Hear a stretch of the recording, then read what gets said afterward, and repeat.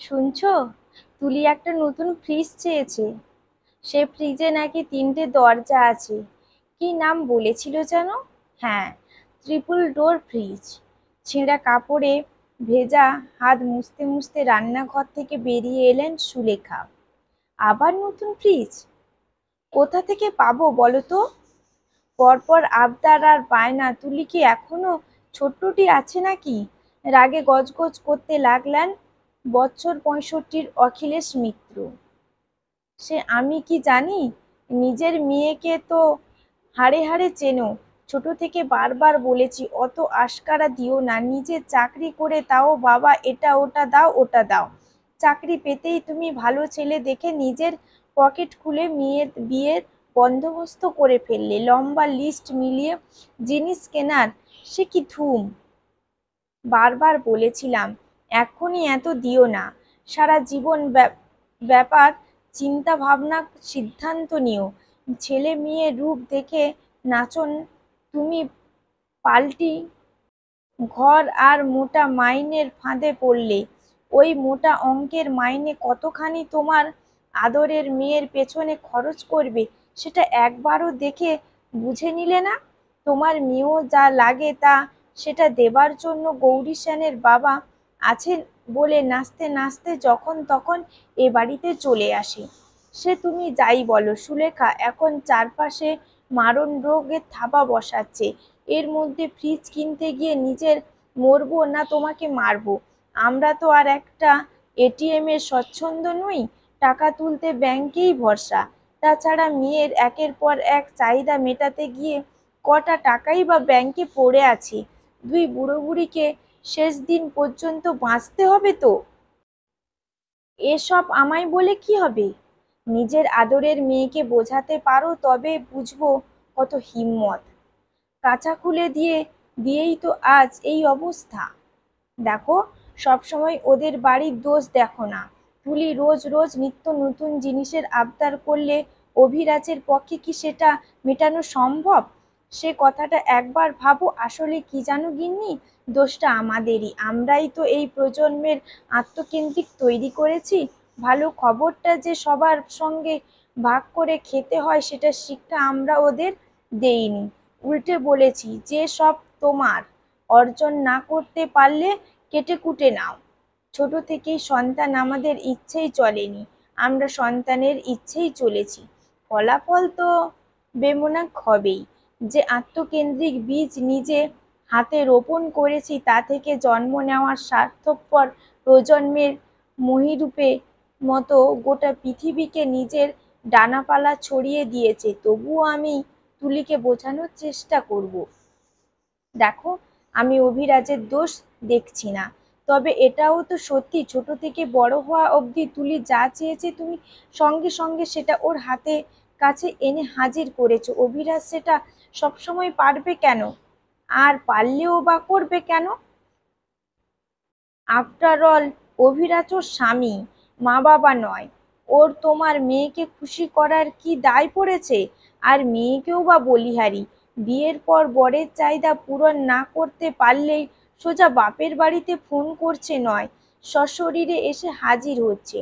তুমি যে চাকরি থেকে অবসর নিয়েছো, পেনশনের ভরসায় সংসার চলছে, এসবের ব্যাপারে ভাবার কোনো দায় ওর নেই? তোমার মেয়ের চাহিদার মতো জিনিস জোগালেই ভালো, নইলে মুখ ভার। আচ্ছা, এবেলা মেয়েটা আমার হয়ে গেল, ঠিক আছে, মানলাম আমারই সব দোষ। এবার তুলি এলে ওকে আমি কোনোটাই ঠিক না কোনটা ঠিক নয় অবশ্যই বুঝিয়ে বলবো। তুলি আশা করছি ফোন করার 1 সপ্তাহের মধ্যে ফ্রিজ শ্বশুর বাড়িতে পৌঁছে যাবে। এই নিয়ে অভিরাজের সঙ্গে বাজিও ধরেছে, কিন্তু এই প্রথমবার তুলি অভিরাজের কাছে বাজিতে হেরে গেল। তাই মারণ রোগের ভয়ের উপেক্ষা করে তুলি ক্যাব নিয়ে শীতে বাবার বাড়িতে এসে হাজির। জামা কাপড় না ছেড়েই বাবাকে কঠিন গলায় প্রশ্ন করলো, এটা কি হলো বাপি? আমি 1 সপ্তাহের আগে এ বাড়িতে ফোন করে নতুন ফ্রিজ বলেছিলাম, কিন্তু ফ্রিজ তো আমার শ্বশুর বাড়িতে পৌঁছায়নি। ডেলিভারি কি ডিলে আছে? আদরের মেয়ের কথায় এই প্রথমবার অখিলেশবাবু বেশ গম্ভীর গলায় বললেন, আগে জামা কাপড় ছেড়ে স্নান করে নুন জলে গার্গিল করে নাও। দিনকাল ভালো নয়, পৃথিবী আকাশ বাতাস মারণ রোগের জীবাণুতে ছেয়ে গেছে। তুলি নখর না, একটু রাগত গলায় বলল, তার মানে তুমি এখনো ফ্রিজ বুক করনি বাপি? কেন বুক করনি ফ্রিজ?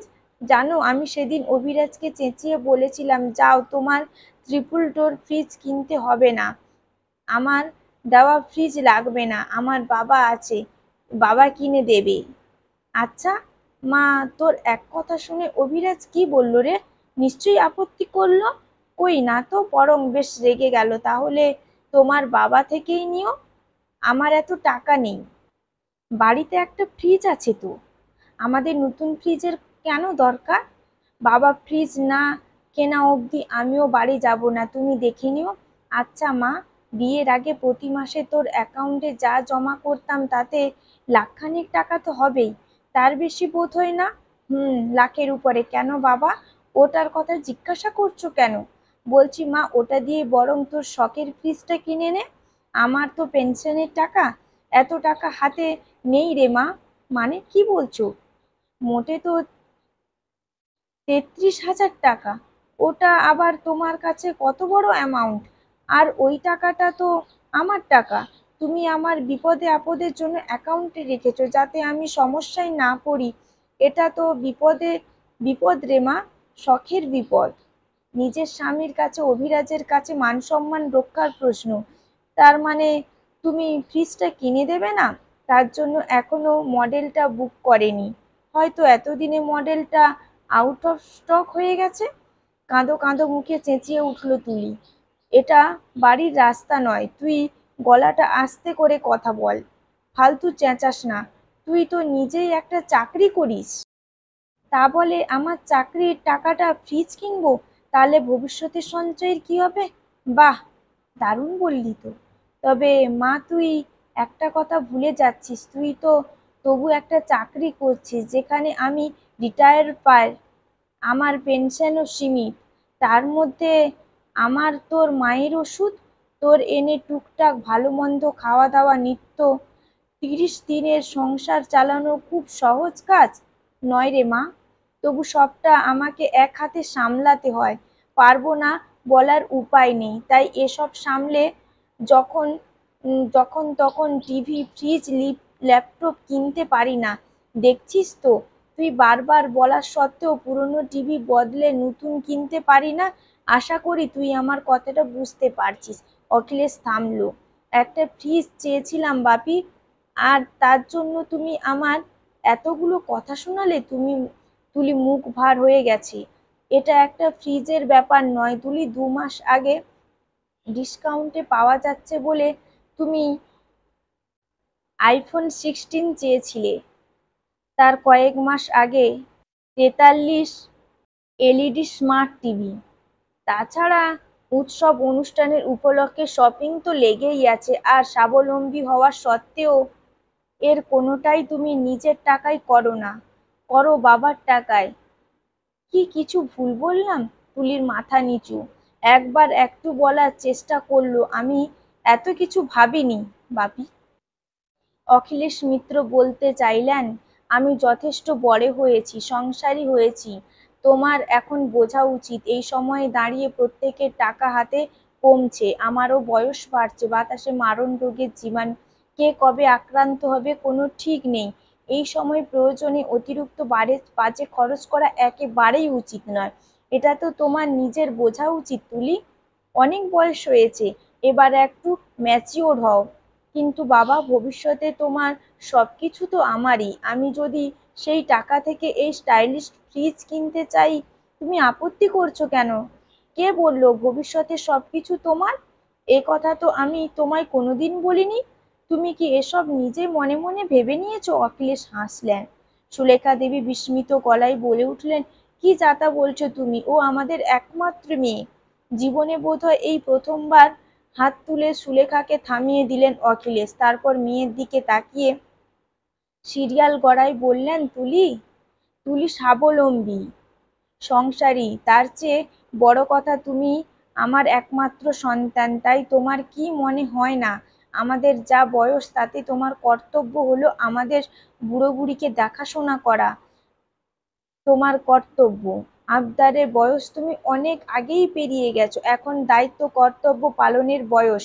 নিজের কর্তব্য পালন করা নিয়ে তুমি এ বাড়িতে তোমার কতটা অধিকার জোর গলায় সে দাবি জানাচ্ছ।